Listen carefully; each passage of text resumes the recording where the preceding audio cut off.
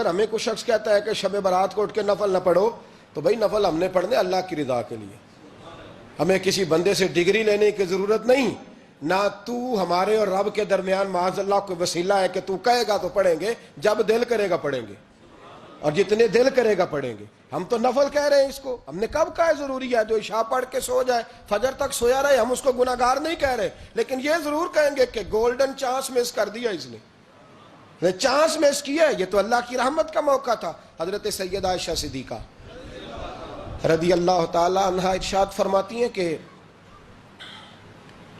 شعبان کی 15ویں رات تھی، یعنی شب برات کی رات، فرماتی ہیں شعبان کی 15ویں رات تھی، میں نے اچانک نظر ڈالی تو حضور میرے بستر میں تھے، پھر میری نظر پڑی تو حضور نہیں تھے، میرے دل میں گمان آیا، خیال آیا کہ شاید کسی اور زوجہ کی طرف حضور کا میلان تباہ ہو گیا ہو، وہاں تشریف لے گئے ہوں۔ فرماتی میں اٹھی باہر گئی تو نبی کریم علیہ السلام جنت البقیع میں تھے، قریب ایک جگہ پہ حضور دعائیں مانگ رہے تھے۔ فرماتے میں گیا تو حضور فرمانے لگے ابو بکر کی بیٹی تو نے کیا گمان کیا کہ اللہ کا رسول تیری حق تلفی کرے گا؟ عرض کی حضور آپ مالک ہیں، کہیں اور جانا چاہیں تو میری طرف سے پابندی نہیں۔ کہتی ہے وہاں کھڑے کھڑے میرے رسول کریم نے بیان فرمایا، یہ ترمذی کے لفظ ہیں، حضور نے فرمایا عائشہ یہ شعبان کی 15ویں رات ہے، مدینے میں سب سے زیادہ بکریاں بنو کلب کا قبیلہ پالتا تھا، فرمایا آج کی رات بنو کلب کے قبیلے کی بکریوں کی تعداد کے مطابق اللہ میری امت کے لوگوں کی بخشی فرما دے گا۔ یہ وہ رات ہے۔ جناب عائشہ صدیقہ رضی اللہ تعالیٰ عنہ نے بات رات کو سنی تنہائی میں، نبی پاک سے رات کو تنہائی میں حضور سے سنی، سویرے جناب عائشہ نے کل امت کو بتائی۔ اگر یہ بات اہمیت والی نہ ہوتی تو بی بی صاحبہ آگے روایت کرتی، یہ کتابوں میں آتی، یہ لوگوں کو بتاتی۔ حضرت عائشہ نے روایت کیا اور مولا علی شیر خدا نے تو کھل کے کہا، ابن ماجہ میں حضرت علی سے پیار کرنے والوں کے لیے الگ عنوان، مولا علی نے کھل کے فرمایا شعبان کی 15ویں رات کو رات عبادت کرنا اور سویرے روزہ رکھنا۔ حضرت علی کے لفظ بائی نہیں سیاستہ میں، رات کو عبادت کرنا، دن کو روزہ رکھنا۔ ویسے تو رب کریم ہر روز تہجد کے وقت پہلے آسمان پر نزول اجلال فرماتا ہے اور لوگوں کو فرماتا ہے کوئی بخشش مانگنے والا؟ اور فرمایا ہر روز تہجد کے وقت یہ اعلان ہوتا ہے، پر شب برات کو نا شروع رات سے یہ اعلان شروع ہو جاتا ہے۔ ادھر دیکھو میری طرف، مغرب سے اعلان شروع ہو جائے گا۔ اللہ کرے آپ کو سمجھ آئے، اللہ کرے آپ کو۔ اور بھائی یہاں باہر لوٹ سیل لگ جائے، یہاں ابھی سیل لگ جائے، 5000 والا جوڑا 1500 میں، تو رش ختم ہوگا؟ اور بھائی اگر یہ لگ جائے، چلو یہ تو دور کی بات ہے نا، ہم تو لنگر والے لوگ ہیں، اگر لنگر کا اعلان ہو جائے کہ بڑا تگڑا ہے، بڑا تگڑا، ہمارے ہاں تو شادی کی روٹی کھلتی ہے تو لوگ آخری روٹی سمجھ کے کھاتے ہیں، تو شاید اللہ ماشاءاللہ یہ آخری ہے، اس کے بعد نہ ملے گی۔ جب اعلان ہوتا ہے اور دعوت ہوتی ہے کہ کھلا ہے جی کھاؤ، کیا حشر ہوتا ہے، کیا انداز ہے۔ مولا علی شیر خدا حدیث روایت کرتے ہیں، رنگ کیا ہے؟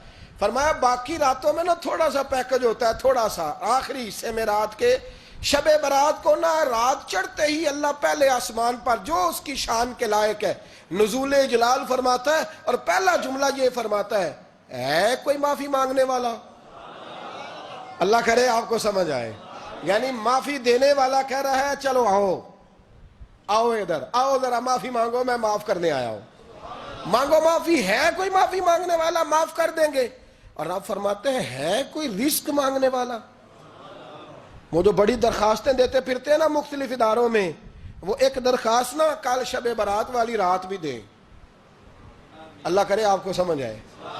وہ جو کہتے ہیں نا بڑی بڑی کمپنیوں میں نے اپلیکیشن جمع کرائی ہے تو کہیں کام نہیں بن رہا تو نسخہ دے رہا ہوں، ایک اپلیکیشن کل رات بھی جمع کراؤ انشاءاللہ کام بن جائے گا۔ اور میں نہیں کہہ رہا، مولا علی شیر خدا فرما رہے ہیں، اور وہ خود نہیں فرما رہے، وہ نبی پاک کا فرمان نقل کر رہے ہیں، اور وہ رسول اللہ صلی اللہ علیہ وسلم کی بات نہیں بیان کر رہے، وہ کہتے ہیں رب فرماتا ہے کوئی روزی مانگنے والا؟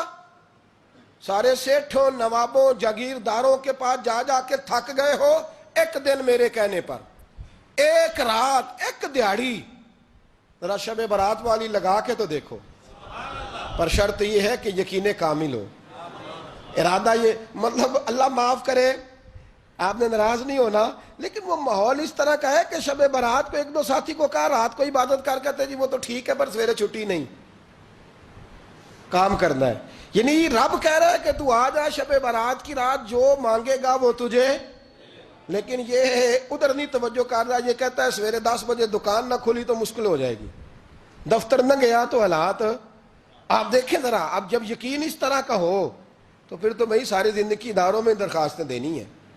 پھر آپ جیسا آپ کا مزاج ہوگا، اللہ تعالیٰ تو بندے کے گمان کے قریب ہے. تو میرے رسول پاک علیہ السلام نے ہمیں یہ میسج دیا، پیغام دیا، فرمائے اس رات جو اولاد مانگے گا رب اسے بھی عطا فرمائے گا. اس رات جو اللہ سے بخشش مانگے گا اللہ اسے بھی دے گا. اس رات جو رب کریم سے عزت مانگے گا اللہ اسے بھی عطا کرے گا. شارحین نے لکھا اس رات جو رب سے پردہ پوشی مانگے گا اللہ اسے پردہ پوشی بھی عطا کرے گا. جو جنت کا سوالی ہوگا رب اپنے فضل سے عطا فرمائے گا. کوشش فرمائیں، کوشش فرمائیں. 10 محرم کو ہمارے ہاں لوگ جاتے ہیں قبرستان، وہ کسی حدیث سے ثابت نہیں، میں منع نہیں کر رہا، جائیں 9 محرم کو جائیں، 10 کو جائیں، 11 کو جائیں، 8 کو جائیں، سفر میں جائیں، ربیع الاول میں جائیں، قبرستان میں جب بھی جائیں منع نہیں ہے. لیکن شب برات والی رات تو خود رسول کریم گئے ہیں نا قبرستان.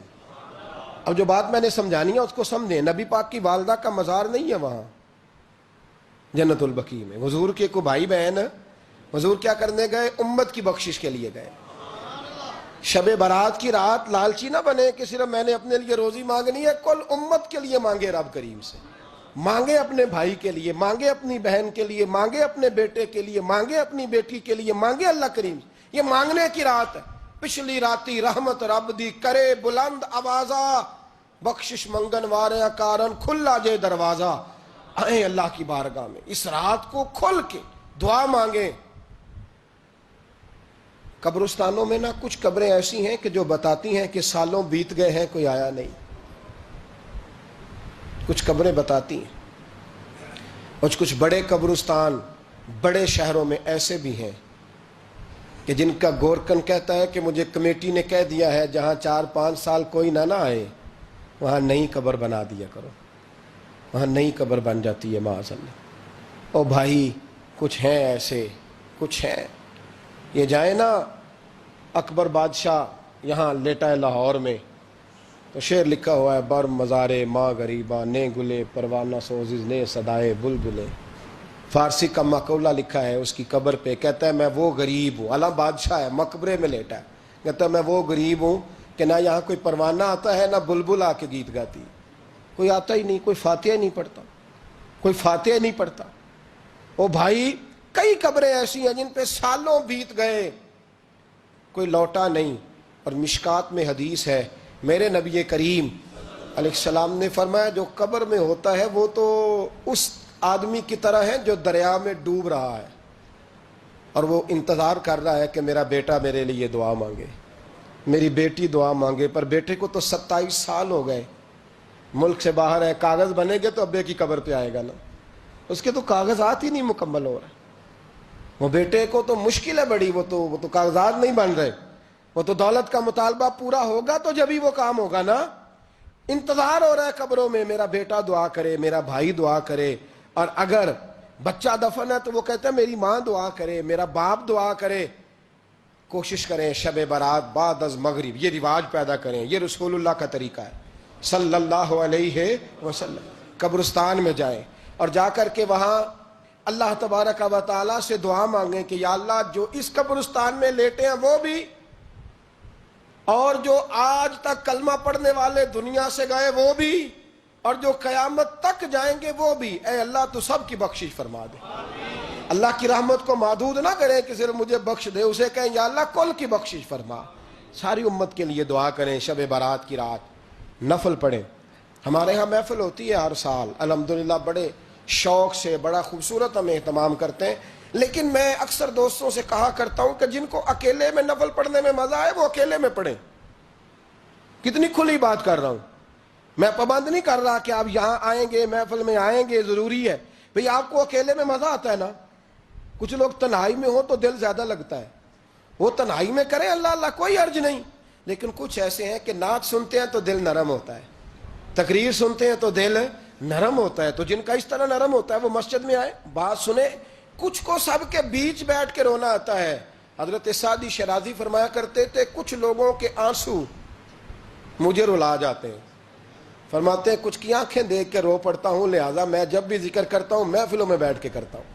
تنہائیوں میں مجھ سے نہیں ہوتا, تو جس سے نہیں ہوتا وہ آئے نا, مسجد میں آئے, رات عبادت کرے. کل مغرب سے پہلے پہلے کام سمیٹ لیں سارے, اور مغرب کے بعد یہ رات شروع ہوگی, مغرب کے بعد ایک چھٹی کر لو اللہ رسول کے لیے. کر لیں گے انشاءاللہ تعالی ایک چھٹی. اور توبہ کی رات ہے یہ, توبہ کرنی ہے. توبہ کس کو کہتے ہیں؟ توبہ کا معنی ہے پچھلے گناہ پر پچھتانا, شرمسار ہونا. کہتے نہیں اے کاش میں نہ کرتا, اور وہ لفظوں میں نہیں, جملوں میں نہیں, توبہ رٹی رٹائی نہیں. شرمسار ہونا اور آئندہ گناہ نہ کرنے کا پکا ارادہ کرنا, اس کا نام توبہ ہے. دیکھیں اللہ تعالیٰ فضل کرے, میں نے پچھلے سال کہا تھا پھر کہتا ہوں, مسجدوں سے نا شب برات کی رات, شب قدر کی رات چیخوں کی آوازیں آتی ہیں, لوگ اتنا روتے ہیں. روتے ہیں نا, رونا چاہیے. کم روتے ہیں, زیادہ رونا چاہیے. لیکن سوال یہ ہے کہ اتنا زیادہ لوگ شب برات کی رات روتے ہیں, کیا پھر سویرے بددیانتی ختم ہو جاتی ہے؟ جو رات مسجد میں کھل کے رو کے آیا ہے اس کا پروگرام ہے نا کہ اب ملاوٹ کبھی نہیں کرے گا, اب گاہکوں سے جھوٹ کبھی نہیں بولے گا, اب وہ بددیانتی کا معاملہ کبھی نہیں کرے گا. لیکن رات روتا بھی رہے اور سویرے پروگرام یہ ہو کہ میں نے پھر لوگوں کو فریب دینا ہے, داؤ لگانا ہے, تو اس نے توبہ کیا رات کے, یہاں بس یہ ایکٹنگ کر کے لوٹ آیا ہے. یعنی بڑی سجا بنا کر کے, سوار کر کے رات توبہ کی. کیا مطلب ہے توبہ کا؟ کہ توبہ آپ نے کی. حضرت حسن بصری سے کسی نے کہا توبہ کیا ہے؟ فرمانے لگے توبہ یہ ہے کہ جس گلی سے رب نے تجھے منع کیا ہے دوبارہ پھر تو اس گلی میں نظر نہ آئے, تو نظر ہی نہ آئے. اور جس جگہ جانے کا رب نے تجھے حکم دیا ہے پھر تو دوبارہ وہاں سے غیر حاضر نہ ہو. اگر یہ پروگرام ہی نہیں, ارادہ ہی نہیں. بچے ایک دو مجھے کہنے لگے کل حضرت صاحب توبہ کے موضوع پر ہم نے گفتگو کرنی ہے, تو کوئی باب بتائے کہاں پہ ہے. کچھ بچے شاگرد ہیں, کچھ مسجدوں میں جمعہ پڑھاتے ہیں. ایک نے مجھ سے کہا, تو میں نے کہا بیٹے پہلے مسجد میں جاؤ, 2 نفل پڑھو, توبہ کرو, توبہ کا ارادہ بناؤ. یہ رسم نہیں ہے. وہ نعت خواں بھی تو توبہ کر لینا جو شب برات کے دن لوگوں کو توبہ کرانے آیا ہے اور 25,000 کا سودا کر کے آیا ہے. تو آج اس کام سے تو توبہ کرنا, یہ نوٹ پھکوانے سے تو توبہ کرنا. یہ رسم ہے. ساری رات توبہ توبہ توبہ توبہ, یہ کیا معنی ہے اس کا؟ کیا مطلب کریں؟ امام غزالی فرماتے ہیں کہ ایک آدمی بادشاہ کا گارڈ تھا, سپاہی تھا, اس کا پہرے دار تھا, نگرانی کرتا تھا, بڑی وفاداری سے نوکری کرتا رہا. بادشاہ نے اسے تنخواہ کے علاوہ بھی بڑا نوازا, بڑا نوازا, بڑا نوازا. اسے بادشاہ نے بڑے الاؤنسز دیے, بادشاہ نے بڑا کچھ دیا, مکان دیا. کچھ سالوں کے بعد بادشاہ کو پتا چلا کہ یہ میرے لیے نہیں آتا تھا, اس کی تو میری کنیز پر نظر تھی. اس نے تو رات کی ڈیوٹی اس لیے لگوائی تھی کہ کنیز پر نظر تھی. تو امام فرماتے ہیں کہ بتاؤ پھر وہ بادشاہ اس کے ساتھ کیا سلوک کرے گا؟ وہ کیا سلوک کرے گا؟ تو لوگ کہنے لگے حضور لگتا یہ ہے کہ وہ نا 4-5 حصوں میں کاٹ کے تو کتوں کے آگے پھینکے گا.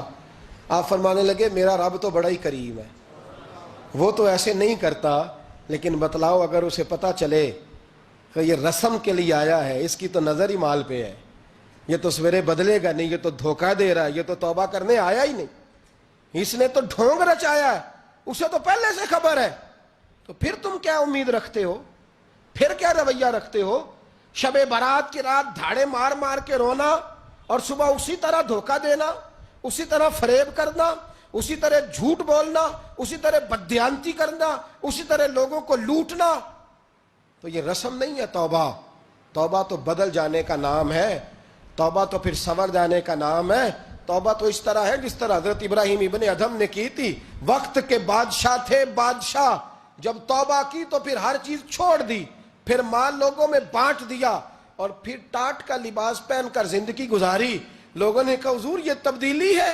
فرمایا تبدیلی نہیں, یہ میری توبہ ہے, یہ میری توبہ ہے. جب توبہ کی تو پھر بدل کے کی, جب توبہ کی تو پھر تبدیل کیا آپ نے. یہ کیا توبہ ہوئی؟ ساری رات روتے رہے, سویرے دکان پہ جا کے پھر قسم اٹھائی کہ مجھے تو پڑتا ہی 11,000 کا ہے. یہ توبہ ہے؟ تو آپ نے اور میں نے توبہ کرنی ہے تو انشاءاللہ تعالیٰ اس طرح کرنی ہے کہ پھر 15ویں شعبان کو بدل جائے. یہ جو موقع آتے ہیں نا شب برات کے, شب قدر کے, یہ بنیادی طور پر اللہ تعالیٰ کی طرف سے دی ہوا موقع ہوتا ہے کہ چلو تمہیں چانس دیتے ہیں، تمہیں چانس دیتے ہیں، پابندی کوئی نہیں، لیکن رب کی طرف سے نا موقع ملتا ہے، چلو تمہیں ایک موقع دیتے ہیں، چلو اپنے آپ کو کلیئر کر لو، تمہیں موقع دیتے ہیں، یا اللہ کیا کرے، کچھ بھی نہیں، آ کے نا سچے دل سے 2 رکعتیں پڑھ کے توبہ کرو، عرش کا مالک پچھلے سارے معاف کر دے گا، کچھ بھی نہیں، آؤ موقع ہے۔ ان لوگوں کی باتوں پہ نہ جائیں جو بلا وجہ پریشان کرتے ہیں، ہمیں بھی روز ہی سوال آتے ہیں، دل نہیں کرتا، کچھ باتیں ایسی ہیں جو کرنے کو طبیعت نہیں چاہتی، میں کروں گا بھی نہیں۔ لوگوں کو شب برات کا حوالہ بھی نہیں مل رہا، حالانکہ ترمذی شریف میں حدیث موجود ہے، صحاح ستہ کی روایت ہے، ترمذی میں موجود ہے۔ پہلے کہتے ہیں صحاح ستہ سے دکھاؤ، جب صحاح ستہ سے مل گئی تو آپ اور کدھر جانا ہے؟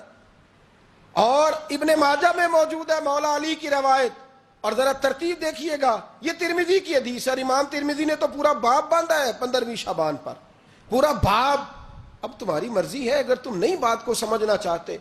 اور مجھے پتا کیوں یہ شب برات کیا لگتا ہے، مجھے کبھی کبھی یوں لگتا ہے کہ رب فرماتا ہے کہ رمضان سے 15 دن پہلے ہی پکی سچی توبہ کر لے، تیاری کر، پاک صاف ہو جا، تاکہ جب رمضان آئے نا تو پھر تجھے پاک ہونے کی ضرورت نہ پڑے، بس پھر تو آتا جائے اور میں تیرے اوپر رحمتیں نچھاور کرتا جاؤں۔ بس تو پہلے ہی تیاری کر، 15 دن پہلے ہی، 14 دن پہلے تیار ہو جا۔ کل رات اپنے آپ کو ذہنی طور پر تیار کریں، بچوں کو تیار کریں، گھروں کو تیار کریں۔ اب جب مہمان آتے ہیں نا بڑا کچھ کرتے ہیں، شب برات آئے تو مصلے ایک دفعہ دھویا کریں، ایک دفعہ مصلے دھویا کریں۔ فرش دھوتے ہیں نا، مہمانوں نے آنا ہے تو ایک کمرے کا فرش دھو کے صاف کریں کہ خواتین نے یہاں ساری رات نماز پڑھنی، یہ ارادے بنائیں۔ جس طرح آپ کہتے ہیں نا رات کو سفر کرنا ہے تو دوپہر میں تھوڑا آرام نہ کر لوں تو کل دوپہر میں آرام کر لیں، تاکہ رات کو رب رب کرنا آسان ہو جائے، اللہ کی بارگاہ میں بیٹھنا آسان ہو جائے۔ مکمل طور پر ذہنی طور پر اپنے آپ کو تیار کریں۔ یہاں بھی محفل ہوگی انشاءاللہ، عشاء کے متصل بعد شروع ہو جائے گی، 12 بجے تک محفل چلے گی، پھر 12 بجے کے بعد نماز تسبیح پڑھی جائے گی، پھر 1 بجے پھر دوبارہ آپ کو اجازت دی جائے گی، کوئی انفرادی طور پر گھنٹہ سوا اپنی الگ سے کوئی عبادت کرنا چاہے تو وہ تب بھی ممکن ہو، جیسے آپ کو موقع بنے۔ میں کہہ چکا ہوں، لیکن وقت ضائع نہ کرنا، گولڈن چانس ہے، اس کو مس نہ کرنا، یہ شب نجات ہے، اس کے ضرور قریب جانا۔ رب کریم سمجھنے کی توفیق عطا فرمائے۔ آخر دعوایا ان الحمدللہ رب العالمین۔